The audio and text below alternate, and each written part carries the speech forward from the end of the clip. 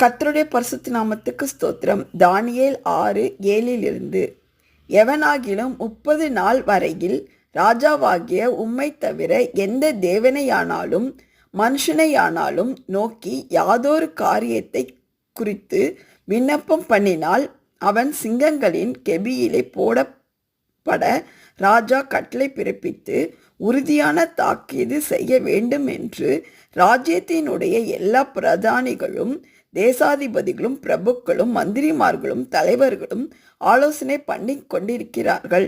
ஆதலால் இப்போதும் ராஜாவே, மேதியரும் பெர்ஷியரும் இருக்கிறார். மாறாத பிரமாணத்தின்படியே அந்த தாக்கீது மாற்றப்படாதபடி நீர் அதை கட்டளையிட்டு அதற்கு கையெழுத்து வைக்க வேண்டும் என்றார்கள். அப்படியே ராஜாவாகிய தாரியு அந்த கட்டளை பத்திரத்துக்கு கையெழுத்து வைத்தான். ஆமென்.